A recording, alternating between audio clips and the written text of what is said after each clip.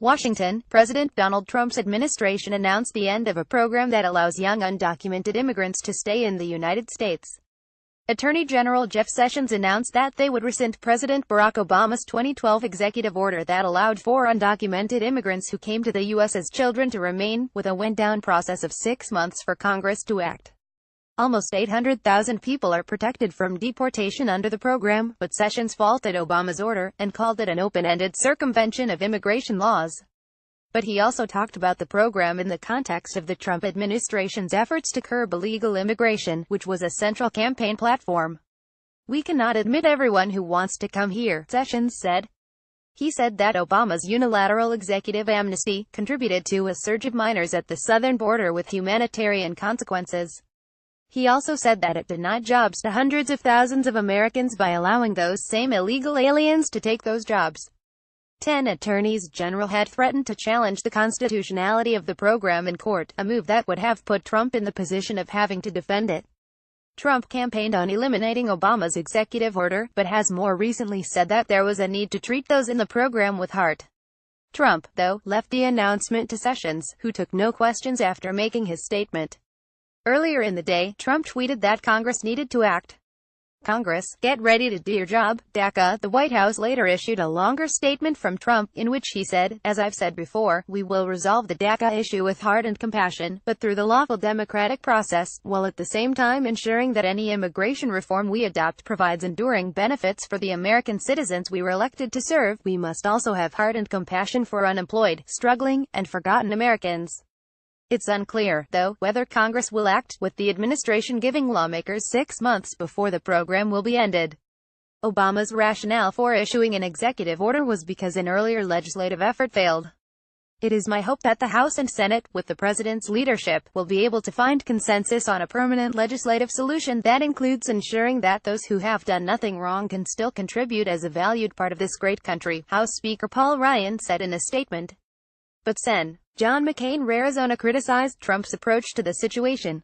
"While I disagreed with President Obama's unilateral action on this issue, I believe that rescinding DACA at this time is an unacceptable reversal of the promises and opportunities that have been conferred to these individuals," he said. Because DACA recipients provided their personal information and address to the government, the fear is that they will be vulnerable to deportation if their status changes. A number of Silicon Valley and media executives signed on to an open letter urging that the undocumented immigrants, known as Dreamers, be allowed to stay. ATT's Randall Stevenson, IAC's Barry Diller and Casey Wasserman are among those who recently signed the letter, adding to a list that also includes Facebook's Mark Zuckerberg and Apple's Tim Cook. "250 of my Apple coworkers are Dreamers.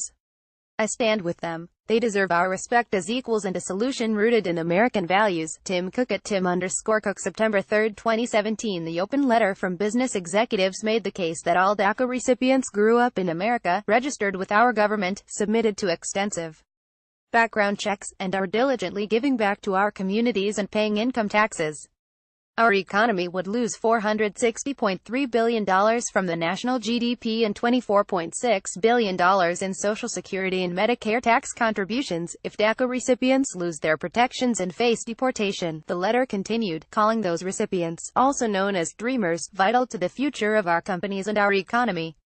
Those in the DACA program have to meet a set of criteria, including having come to the U.S. with their parents before they turned 16.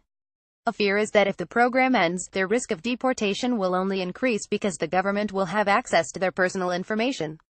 Protests of the DACA decision were organized in several major cities Tuesday by immigrants' rights groups. By 11 a.m., a small crowd had gathered outside Trump Tower in New York. NYPD officers began erecting barricades along Fifth Avenue, indicating that more people were expected throughout the day. At 11:35 am, a crowd of a few hundred demonstrators chanting "No Fear, No Papers" mounted a sit-down protests, stopping traffic on Fifth Avenue at 56th Street. Demonstrators also appeared in front of the White House, as has been customary as the administration issues controversial decisions. Zuckerberg wrote on Facebook after the announcement, "This is a sad day for our country. The decision to end DACA is not just wrong. It is particularly cruel to offer young people the American dream, encourage them to come out of the shadows and trust our government, and then punish them for it." Todd Schulte, the president of FWD.US, a pro-immigration reform group co-founded by Zuckerberg, said in a statement that ultimately, every member of Congress must now decide whether they are going to allow Dreamers the chance to earn a path to citizenship by passing the bipartisan DREAM Act, or whether they are going to watch as our neighbors and coworkers are ripped out of their jobs and our communities and deported to countries they may not even remember.